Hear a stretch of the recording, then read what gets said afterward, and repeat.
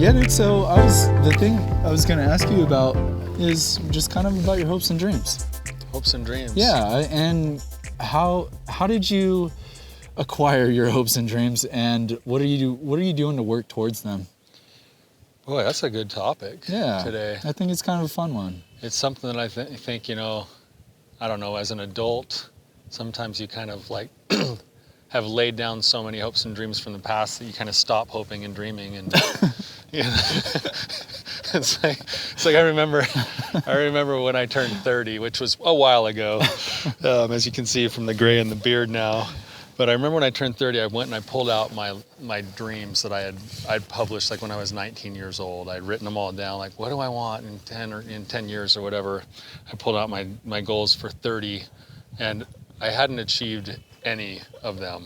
Okay, were they too lofty? They were like big, like, yeah, I mean, to me they were big, like here I am, a kid who's like doesn't even have a job or an education yet, and I'm gonna be like, I'm gonna own 10 properties, and I will have traveled the world and been to all these countries, and I will have, and I was like, was that too lofty, or was that just maybe the timing off a little bit? Yeah.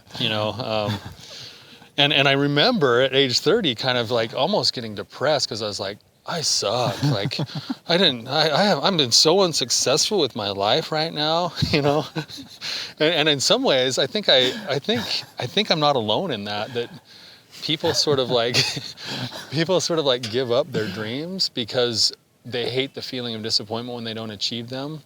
When in reality, I think it's really important to continually craft and pursue dreams. It's actually like a really valuable thing in like having a high quality of life, a wholehearted life. Yeah. So as far as dreams forming, let's hear that process. I'd like to hear yours too. Yeah. So I'd like for you to share too. But, I think a lot of it had to do with the way that we were raised. We were raised in a home where certain things were taught pretty firmly. We came from kind of, I would say, lower middle class kind of a family. My parents worked like crazy. My dad worked 3 jobs. My mom was a working mom. And we would get things drilled into us all the time by my parents, like education is a big, big deal. You need an education. You got to have an education. That's going to be the way so that you can have enough resources to do the things you want with your life. And then also the status that came with education. I remember, like most kids, parents really pushing for things that they never really directed us to do anything, but they wanted us to pursue things like being a doctor or I wanted to be a pilot for a long time. Yeah. I wanted to be a pilot. Well, didn't your dad, he worked for airlines for a long time? He actually worked for the airlines, and I think that was maybe part of it. My dad was not a pilot. He was did all the other stuff that they do at the airlines, but it was the pilots that always had the clout. It was the pilots that always had the, and they always made the best money and all of that stuff. And then also just the idea of wanting to be free and fly, I think a lot of people have that one, but that one kind of formulated as a kid. And then I quickly sort of gave that one up when I got into college, and I'd heard things, and I had so many doubts in my mind about who I was, and I didn't really have a lot of confidence. And they'd say things like, you got to be the smartest one to be able to fly the best, planes if you go to the military, and you're probably too tall because they like shorter guys, and all that crap that you hear. I just kind of gave it up and cashed it in, decided to go into medical school instead. And then I took the first semester of pre-med and did the same thing. Unless you want to get straight A's and you can, and I was like, I'm too stupid. So I dropped out of that one, So I just anytime there was a possibility of failure, I sort of dropped those dreams. But now, kind of in my adulthood, I've started to actually formulate dreams in a slightly different way, where I look at the mark that I want to have on the world, and I look at the things that I want to experience that this world has to offer, and I've started to kind of formulate my dreams that way, where, I don't know exactly how many people will end up reaching with these kinds of projects, but my goal is to reach as many people and to influence as many people for good as possible before I die. I want to be able to do things like go fly fishing in New Zealand, or take my wife to Europe, or, you know, the traveling stuff, just to experience the beauties and the experiences that this life has to offer as well. And those things, when I think about those now, they really do kind of get me going a little bit. They excite me, you know, for getting into my life again, you know, continuing to pursue some of those things. I call them savor of life things that they like add the seasoning to life in addition to the day-to-day stuff that we do. Right. You know? Yeah. So I'm curious about when did or how did the evolution take place of your goals being kind of almost arbitrary, you know, like I want to become a pilot, you know, just prestige or whatever, to the thing I want to do is make a difference and experience richness in experience. Yeah. I think it's kind of been a slow burning kind of a process where, you know, when I was on my church mission, this was when I still was kind of thinking pilot or doctor, but I had some kind of like what I would call spiritual experiences that sort of started to direct me in the direction of marriage and family therapy. I didn't know why exactly. I kind of had an experience in the inner city of Baltimore where I was working with these little kids. We were teaching them how to read, and there were like 9 or 10 little boys, and none of them knew their father. And that just really hit me hard, that the breakdown of the family is a legitimate thing in our country, and what they had to idolize was their bigger brothers and their cousins out on the corner selling drugs and making money.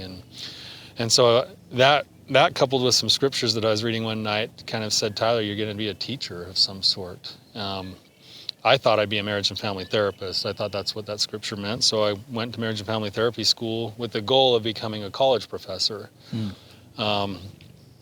so that started to formulate, but I knew I wanted to work with families. I knew I wanted to work with couples. I got my degree, decided I was going to go to BYU, Idaho and be a teacher there because that's what God wanted me to do. And of course I didn't become a teacher there. so at least not immediately, you know. And so I got out there. Now I'm stuck because I've just packed my family up, living the dream, you know, like, hey, this is where we're supposed to go. And now I don't even have the job that I was supposed to have. And my wife's, I'm sure, looking at me like, why are we in the middle of Idaho, like, without the job you said you were going to get, you know? And luckily I got hired by the drug courts to do their marriage and family therapy. And that introduced me into the world of addiction work and treatment and doing therapy that way. And at the same time, that's when all of my own personal stuff kind of blew open. And my own recovery journey kind of started there. And in the process of doing my own recovery journey and working for the drug courts, there were a few other things that sort of happened where Brandon, my brother, called and said, hey, we need to work on sexual addiction stuff. He didn't know I was working on my own stuff. And I was like, oh, that's a great idea. Let's do that, you know. For other people. Yeah, let's do that so we can save everyone else. Yeah. You know, because that tends to be my MO a little bit. And that's just kind of slowly grown into like what it now is with what we're doing here with the Wholehearted podcast, with the other podcasts, with Love Strong, with trying to create these courses and do these retreats. And it's been pretty cool to see how it's slowly unfolded. But the bigger goal now is looking at how can I be an instrument for good, at least to the way that I hope good would be in the lives of other people. And not everyone else agrees with what we're doing or what I do, but that really gives me a sense of passion in life to consider those things and to constantly be thinking about how would we have an impact, you know. So long answer. But. Yeah, but I mean, that explains the evolution quite a bit, because it was like you had to undergo changes yourself for your goals and dreams to change. It's been really interesting to me personally with my own life, where I think it's been very important to set targets, but I've almost never actually hit the target. I've always been on the journey to that target, and then something else shows up and it feels better. Right. And it's like, but if without that target originally, there wouldn't have been the progress to get to the target that you needed to be, you know. And you know, it's like I almost need to like trick God somehow and like set the target here because I want to actually go there. Like, you know, it doesn't really work that way. Gaming God. Like Well, what about you, Chase? Talk to me about your dreams and how they formulated. And yeah, I think it's been such a cool process to me. I'm thinking about some of my own stepping stones and the way you described it of God guiding you one direction. You start making your moves that way, and you're like, wow, things are really lining up perfectly. I see what's going on here. And then you get some kind of hard course correction and detour, and it ends up being better somehow. Like how could I have ever assumed, like, one perfect example is divorce. Like I would never wish divorce upon anybody, but having a divorce and being remarried, seeing the contrast between the relationships and how much more fulfilling it is being with somebody who just sacrifices for you, loves and cares about you, forgives, is willing to, you know, there's just a whole slew of things that come with that. And I wouldn't have chosen that myself, right? But then with that, that kind of insight I mean, I don't know how much wisdom I've gained yet, but I'm certainly gaining a lot of knowledge and experience. But it seems like the way that I dream has changed as well. And it's maybe less, it used to just be about what kind of cool things can I do or fun things can I experience. And it'd be stuff like go to concerts and, you know, go travel to different places, but almost purely for selfish endeavor. Just enjoyment, just pleasure. Yeah, just pleasure. Which isn't bad. Right, yeah. And that has its place to an extent, right? But no, it's, I think something you were saying is how much good can I do in the world, and what experiences am I trying to have while I'm here?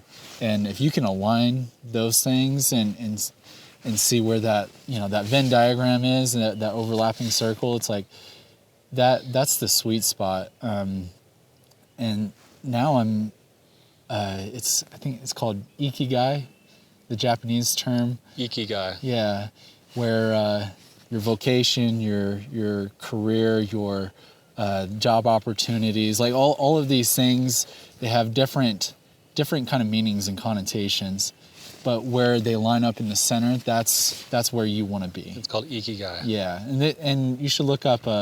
We'll throw in a graphic, but the coolest thing about it is I feel like I'm in motion towards that center spot where it's just fulfilling. For example, yesterday I was driving home from the office, and my mom, I talked to her for a little bit on the car ride home, and she was like, "Oh, you're going home from work? Oh, that's the best time."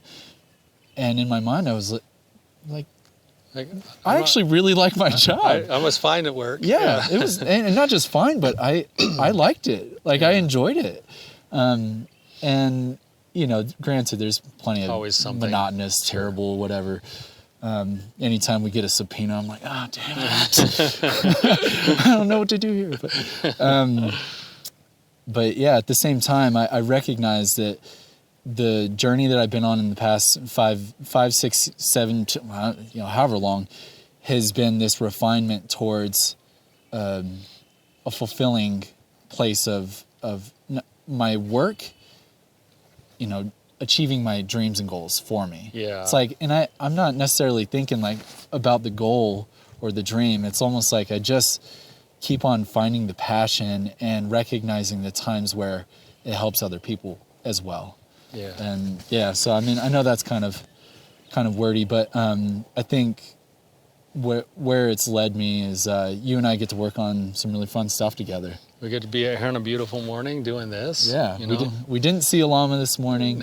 But there is sunshine finally. It's been a long time. Yeah, absolutely. Got to see some beautiful magpies and some cranes, and sometimes we get to see pheasants and whatever the heck else. But and you get to work so much on one of your best traits is your creativity and your ability to see things from a slightly different angle. And what we're engaged in is, I mean, not just this project, but several other projects we're working on allows you to do that on a regular basis, and not just for fun, but because it has meaning. Yeah. And boy, it's almost like what I'm hearing you say, this ikigai concept, it goes along with this idea of the progress in a wholehearted life towards congruency, where we systematically sort of uncover how God sees us, and then we act accordingly when we find those things. And the more that you've done that, somehow, like you've ended up having lived in Florida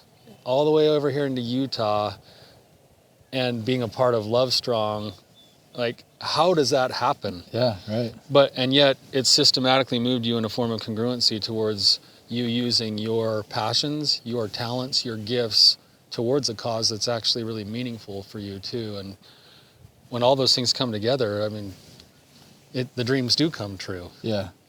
Oh, they do. Yeah.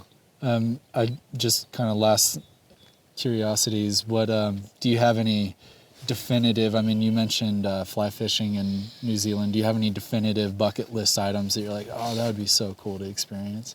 Yeah, there's a few of those. I would love to go and do some type of a float plane hunting trip in Alaska. These are all the pleasure ones. Right. Yeah. I'd love to go down to New Zealand and in the same trip be able to take my wife to an All Blacks game and have just one day with. And not for you, for her. For her. She's an All Blacks fan. Yeah, just to see the joy on her face of taking her to an All Blacks game. Right. Like I like rugby, but the best part would be watching her face when we walk into the stadium. Yeah, that would be really awesome. I want to do that, and then I'd love to go fly fishing myself in New Zealand with an actual guide that can get me onto the kinds of fish you see in the videos, that kind of stuff. And then I have these other kind of specific kinds of dreams where I have dreams of being able to do more of what we already do with our retreats on a much grander scale, where we have enough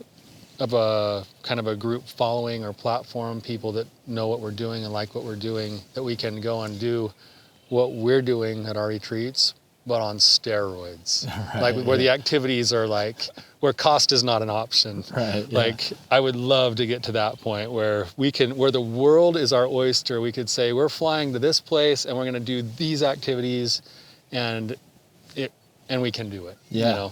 That's something that I frequently daydream about. I know it sounds weird because my daydreams before recovery were so much different.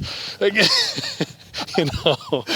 but I was like, involving other women. Yeah, usually, for all the wrong reasons. Yeah. And now it's like, if I get a few minutes to think to myself, my brain's just blowing up with like, we could do this, or we could do that, or like, man, if we were like, put this course together this way, or, and it's like, but I love that because it's congruent with who I want to be too. And so those are a couple of the big ticket items that people dream about. But how about you?